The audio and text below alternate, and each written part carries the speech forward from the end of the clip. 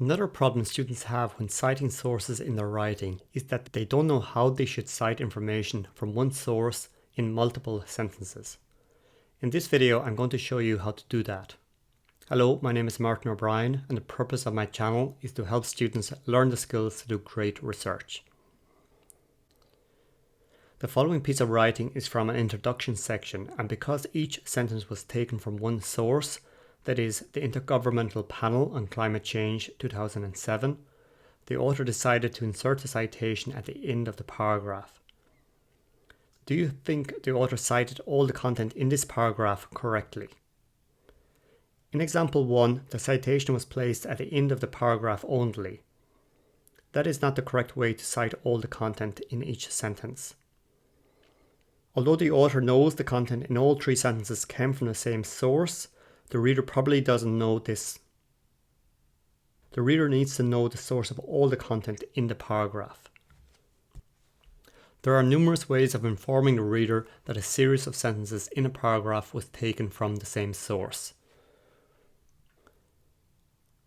In example 2, to inform the reader that each sentence came from one source, I placed the citation at the end of each sentence.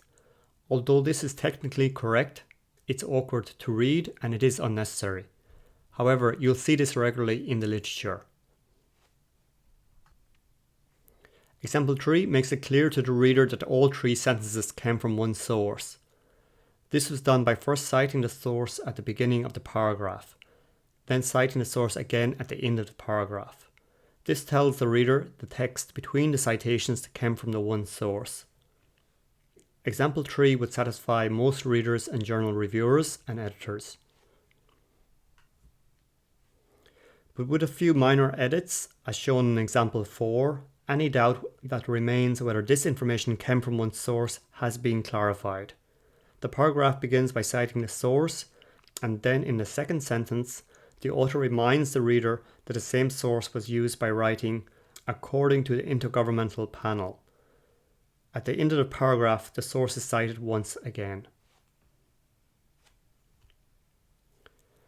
There are several different phrases we can use when we want to cite information from one source in multiple sentences, without having to repeat the full citation in each sentence.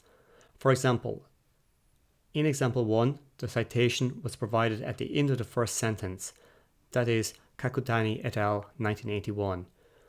And then the second sentence began with, furthermore, Kakutani et al. Suggests that, etc.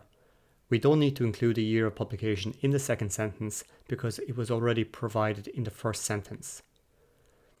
I have listed a few other phrases below that are commonly used for this situation. These phrases should never be used when introducing new information in the first sentence, as I'm showing in example 2. The reason for that is the reader will not know the source you are referring to, and they shouldn't have to guess if you are referring to Kakutani et al. 1981 or to someone else with the same family name. To conclude, use the strategies mentioned in this video to let the reader know that you are using one source in multiple sentences. Thanks for watching.